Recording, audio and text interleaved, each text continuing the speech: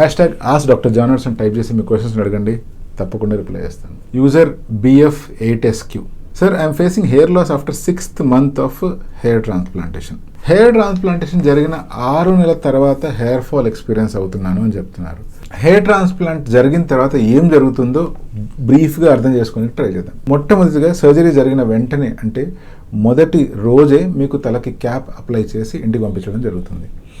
రెండో రోజు మీ స్కాల్ప్ వెనకాల ఉండే డోనర్ ఏరియాని అబ్జర్వ్ చేసి బ్యాండేజ్ ఉంచాలా వద్దా లేదా ఆయింట్మెంట్ అప్లై చేస్తే చాలా అనే నిర్ణయం తీసుకుంటాం. దాని తర్వాత మూడో రోజు నుంచి మీరు హెడ్ బాత్ చేయడం స్టార్ట్ చేయొచ్చు. హెడ్ బాత్ చేయొచ్చు, కానీ తలను రబ్ చేయడం కానీ ప్రత్యేకించి రిన్స్ చేయడం కానీ లేదా టవల్తో రుద్దడం కానీ చేయకూడదు. ఇప్పుడు 7 నుంచి 10 రోజుల వరకు కొంచెం అక్కడ స్కాబ్స్ ఫామ్ అవుతాయి, అంటే పక్కుల్లాగా ఫామ్ అవుతాయి.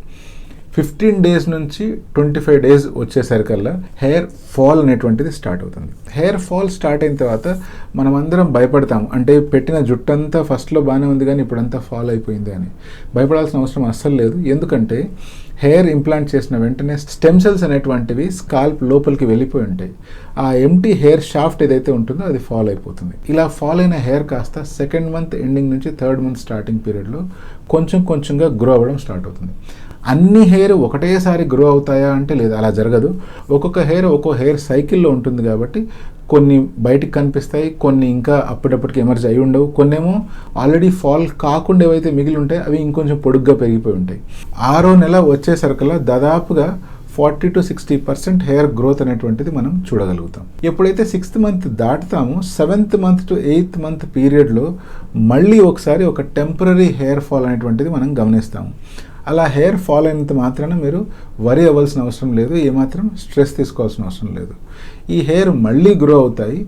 9 months to 12 months వచ్చేసరికల్లా మళ్ళీ ఇంప్లాంట్ చేసిన హెయిర్ అన్ని పూర్తిగా గ్రో అవుతాయి. నేను జనరల్గా ఎవరైతే సర్జరీ చేయించుకుంటారో వాళ్ళందరికీ అట్లీస్ట్ ఒక 12 months వరకు హెయిర్ ట్రిమ్ కానీ కట్ కానీ చేయొద్దు అని చెప్తాను. అన్లెస్ అంటిల్ హెయిర్ ఎడ్జెస్లో లేదా హెయిర్ స్ప్లిట్స్ కానీ ఏమైనా ఫామ్ అవుతుంటే ఎడ్జెస్ని మాత్రం కొంచెం ట్రిమ్ చేయమని చెప్తాను. బట్ అదర్వైజ్ సాధ్యమైనంత వరకు కటింగ్ లాంటివి ఏమీ చేయొద్దు.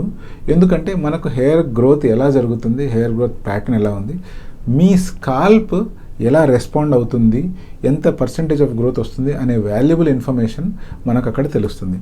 దాన్ని బేస్ చేసుకుని ఒకవేళ మీకే కనుక ఇంకా స్కాల్ప్ మీద క్రౌన్ ఏరియా కావచ్చు లేకపోతే ఇంకా అదర్ పార్ట్స్లో ట్రాన్స్ప్లాంట్ చేయాలి అంటే ఈ ఇన్ఫర్మేషన్ మనకు చాలా వాల్యూని ఇస్తుంది. సో హెయిర్ ట్రాన్స్ప్లాంటేషన్ జరిగాక 6th మంత్ కావచ్చు 7th మంత్ కావచ్చు టెంపరీ హెయిర్ ఫాల్ మీరు ఏదైతే ఎక్స్పీరియన్స్ చేస్తారో దాని గురించి మీరు ఏమాత్రం వరి కావద్దండి. బట్ ఏం జరిగినా ఇమీడియట్గా మీ హెయిర్ ట్రాన్స్ప్లాంటేషన్ టీమ్తో టచ్లో ఉండండి.